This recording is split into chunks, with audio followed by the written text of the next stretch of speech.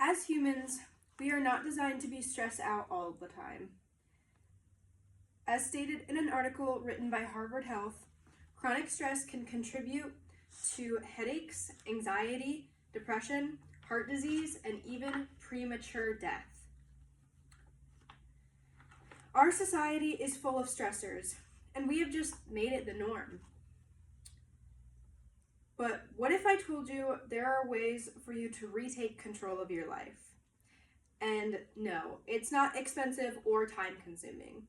Quite the opposite, actually. It's a practice that only takes 10 minutes out of your day for overall improved well-being, and that is the art of meditation. My name is Taylor George. I am a psychology major and have introduced regular meditation in my life as a way to be able to thrive. Clearly, the pressure to constantly keep up is taking a toll on our well-being, but there is a way to regain balance. Let's explore how incorporating mindfulness, like meditation, can offer a powerful solution. Our society is fast-paced these days, and it's normal to overlook ourselves and put so much on our plates that we often end up feeling overwhelmed. Let's look at some statistics to really see how common stress is. According to a 2021 Gallup survey data from adults in 122 countries, 41% of adults worldwide report experiencing a lot of stress. 62% of women ages 18 to 34 report feeling completely overwhelmed by stress most days. And a whole 56% of adults report job stability as a source of stress. Along with increased anxiety and stress, we also see a generation with very poor attention spans. Without a well-trained mind, people's brains are scattered, especially in younger generations. According to a survey done by the American Psychological Association, 21% of U.S. adults report experiencing forgetfulness. 20% report an inability to concentrate, and 17% report difficulty in making decisions in the last month as a result of stress.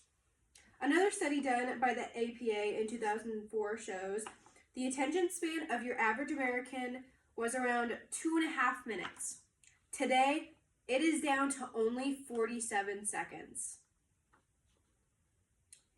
All these stressors are causing our society to lack emotional control and to become a lot more emotionally reactive.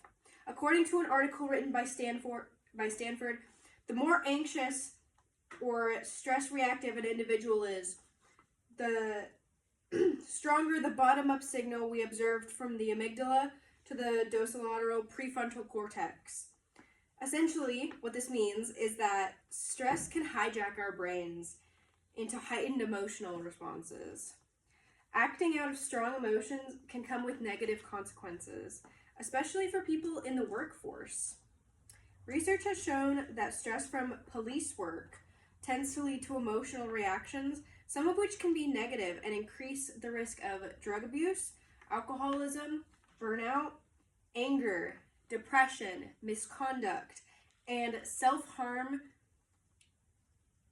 or harm to others. This is not how our society should be ran. Although many practices like meditation are overlooked by society, they hold powerful benefits. Most people, when envisioning meditation, may picture a Tibetan monk on a mountain repeatedly saying the mantra Om over and over again. However, there are actually many forms of meditation that can be tailored to your personal goals. For beginners, you have mindfulness meditation, which involves being fully present in the moment and aware of your body while using breath or pulse as an anchor. I find this one especially helpful when you need a quick, easy way out of your head. Next, there's metta meditation, also known as loving or kindness meditation. Essentially, you silently repeat a phrase wishing good on oneself or others, such as, "May I be happy," or "May they be safe." This practice works well for increasing empathy, reducing negativity, and healing relationships. Then there's body scan meditation. This involves carefully observing your own bodily sensations. This one is one of my personal favorites. You start by noticing the energy and the pulse, let's say in your index finger. Maybe you start to notice a tingling sensation, because you never really bring awareness to just your finger. Then you move on to your hand, and then to your arm, and then maybe both arms, and then add a leg or two until you are fully aware and present in your body. This practice is great for inducing sleep and helping people who can't relax physically. Next, we have transcendental meditation. That is the stereotypical form of meditation that those Tibetan monks practice.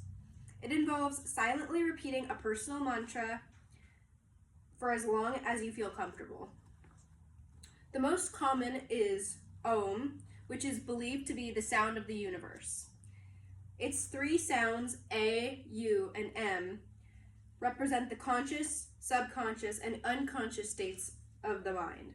There's also mantras like "I am worthy" or "I am loved," and this practice helps with deep relaxation and peace. Guided meditation is a common one, where a teacher or a recording guides you and your breathing. This helps a lot with focus and specific goals, such as gaining confidence, healing trauma, or inducing sleep. I find this works best for those who have an active or wandering mind. Finally, there's movement-based meditation. This can include yoga, tai chi, or just simply walking. It aims to connect the mind and the body through physical movement and helps to increase focus. This is the best form of meditation for those who find sitting still difficult or for those who find more comfort in physical activities. Although meditation can have a lot of benefits, a lot of people in our society still remain skeptical of it. There are a few common phrases you'll hear from those who give up or who don't bother trying at all. The most common reason people give is that they say, "I can't stop my thoughts, so it doesn't work." However, the point of meditation is not to control your mind. The Buddhist philosophers refer to this restless state in our brains as monkey mind, which is being loud, anxious, and constantly moving. Meditation isn't supposed to completely stop your thoughts. It simply allows you to notice those thoughts without the judgment or the emotion that you typically feel, and then bring your attention back to yourself. I like to think of it as you're making friends with the monkey, rather than focusing your energy on trying to make it be quiet. Another reason people avoid meditation is that they believe it's too spiritual or religious. Although ancient meditation has roots in Hindu or Buddhist traditions, modern meditation is completely different. It's used by a lot of schools, hospitals, and businesses for enhancing mental performance, not spirituality. If you can get past the mental blocks and restlessness, meditation can come with many mental health benefits. As we know, meditation works wonders for stress-related issues. Stress, especially in the long term, can affect all parts of your body, including the musculoskeletal, respiratory, cardiovascular, endocrine, gastrointestinal, nervous, and reproductive systems. Essentially, having these systems in a constant unhealthy state leads to catastrophic health problems. According to an article by National Center for Biotechnology Information, diseases whose development has been linked to both stress and inflammation, including cardiovascular dysfunctions, diabetes, cancer, autoimmune disorders, and mental illness, such as depression and anxiety disorders.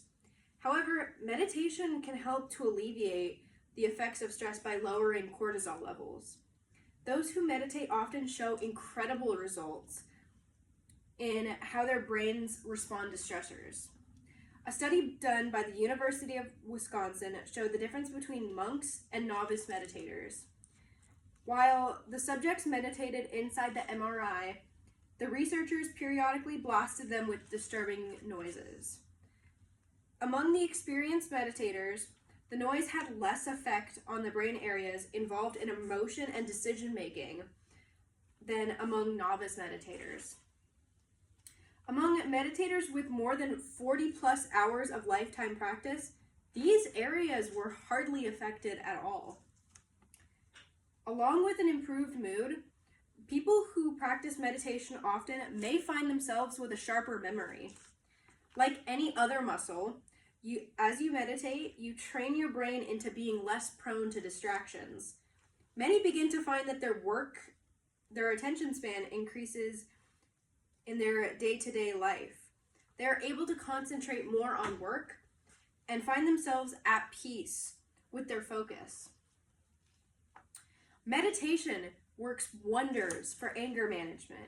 This is especially important in a generation of people who are more reactive and emotionally unstable. The University of New South Wales conducted research on people who were prone to anger. Some had mindfulness training, others didn't. They found that a recent meta-analysis of 118 students found that mindfulness training significantly reduces both anger and aggression, helping people notice emotional reactions without acting on them impulsively. It is definitely shocking how something as simple as practicing meditation can be so life-changing. Knowing this, what is there to lose by sacrificing just 10 minutes each day into implementing meditation in your life? To truly maximize the benefits of meditation, it's essential to create the right environment for success. Try to limit distractions as much as possible. Turn off the TV, set your phone out of reach, find a spot in your home that feels peaceful and grounding. If you are unable to find a quiet spot in your home, I find sitting outside with your thoughts equally, if not more, rewarding.